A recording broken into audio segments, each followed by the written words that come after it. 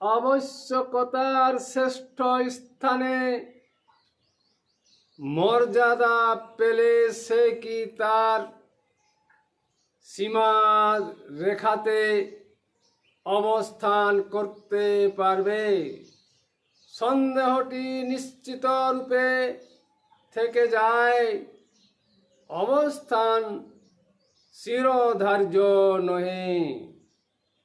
অনিশ্চয়তার কারণ নিশ্চিত রূপে দেখা দিতে পারে।